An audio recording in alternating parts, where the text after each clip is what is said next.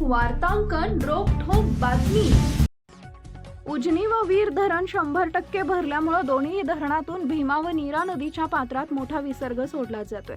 या दोन्ही धरणांमधून विसर्ग नीरा नरसिंहपूर येथून एकत्रित वाहत भीमा नदी मार्गे पंढरपूरला पोहोचतोय। हा विसर्ग 70,000 क्युसेक पेक्षा जास्त असल्यामुळे नदीकाठच्या परिसरात पूरसदृश परिस्थिती निर्माण झाली आहे। त्यामुळे पटवर्धन कुरोली येथील कोल्हापूर पद्धतीचा बंधारा पाण्याखाली गेला असून त्यावरील वाहतूक बंद करण्यात आली आहे। पंढरपूर मधील जुना दगडी पूल पाण्याखाली गेलाय। वाळवंटातील मंदिरांना पाण्यानं वेढा दिलाय। इतर कोल्हापूर पद्धतीचे बंधारेही रात्री उशिरापर्यंत पाण्याखाली आणण्याच्या मार्गावर आहेत। त्यामुळे अनेक गावांचा संपर्क तुटणार असून बंधाऱ्यावरील वाहतूक रोखण्यासाठी पोलीस बंदोबस्त तैनात केलाय। पावसाळ्याचा हंगाम सुरू होऊन तब्बल 2 महिन्यांचा कालावधी संपत आला तरी पंढरपूर तालुक्यात एकही समाधानकारक पाऊस झाला नाही। पावसाअभावी तालुक्यातील ऊस, केळी, मका, डाळिंब आदी पिकं धोक्यात आली होती। नदीपात्रात असलेलं पाणी पिण्यासाठी राखीव ठेवत प्रशासनाकडून वीज पुरवठा केवळ 2 तासांवर आणला होता।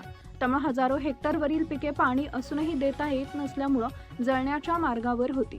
मात्र मागील 15 दिवसांपासून नीरा व भीमा खोऱ्यात झालेल्या दमदार पावसामुळे मायनसमध्ये असलेले उजनी धरण झपाट्यानं प्लसमध्ये येत 100% भरले, तर नीरा खोऱ्यातील साखळी धरणांमध्ये समाधानकारक पाणीसाठा होत वीर धरण 100% भरले। दोन्ही धरणातून नदीपात्रात विसर्ग सोडला जातोय। त्यामुळे भीमा नदी काठच्या परिसरात पूरसदृश परिस्थिती निर्माण झाली आहे।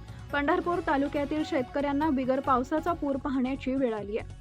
गेल्या अनेक दिवसांपासून पाण्यासाठी धडपडत असलेल्या शेतकऱ्यांनी नदीकाठच्या परिसरात खोल नदीपात्रात आपल्या विद्युत मोटारी सोडल्या होत्या। मात्र अचानक आलेल्या पुरामुळे हे वीज पंप व साहित्य नदीपात्रातून बाहेर काढत शेतकऱ्यांना कसरत करावी लागते। आता कुठे नुकताच नदीकाठच्या परिसरातील वीज पुरवठा पूर्ववत झाला होता।